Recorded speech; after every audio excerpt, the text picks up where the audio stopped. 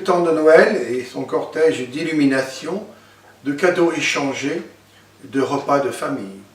Notre monde, semble-t-il, laisse peu de place à celui qui est le cœur et l'origine de cette fête, notre Seigneur Jésus.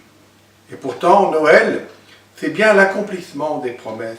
Noël, c'est Dieu qui vient habiter parmi les hommes, non pas comme un héros, un magicien, une star, non, mais comme un enfant nouveau-né, dont les parents n'ont pas trouvé de place à l'hôtellerie et qui pousse son premier cri dans une étable.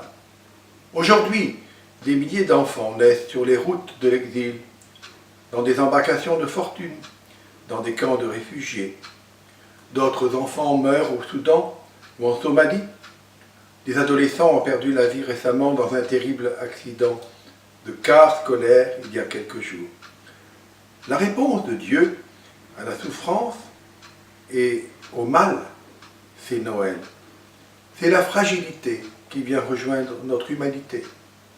C'est l'enfance qui vient rejoindre le monde des adultes. Et le Seigneur a accepté librement de subir le supplice de la croix pour le salut du monde. Dans la nuit de Bethléem, c'est le tout petit qui devient tout puissant. C'est lui aussi qui sauve, qui délivre, qui vient partager notre condition humaine. Aujourd'hui, Jésus naît dans notre Église, dans nos maisons, dans nos communautés, dans le cœur des baptisés, dans le cœur de chacun d'entre nous. L'enfant de Bethléem vient faire sa demeure en nous pour que nous offrions au monde sa paix, sa joie, son amour. Ne nous laissons pas voler l'espérance. Ouvrons toutes grandes nos mains, trop souvent crispées par la peur et par le doute, pour partager généreusement l'amour, la paix et la joie.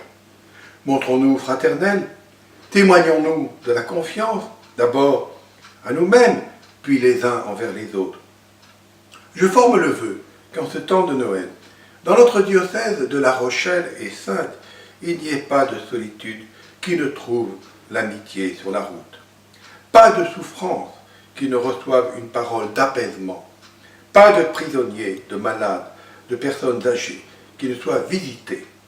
Pas de tristesse sur laquelle ne se lève l'aurore de la joie, celle de la foi, humblement offerte à tous par l'enfant de la crèche.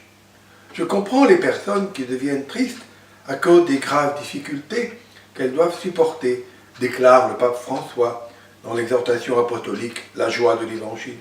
Cependant, peu à peu, il faut permettre à la joie de la foi de commencer à s'éveiller comme une confiance secrète mais ferme au milieu des pires soucis, poursuit le pape François. Laissons donc à la foi en notre Seigneur Jésus transformer nos cœurs et nos vies.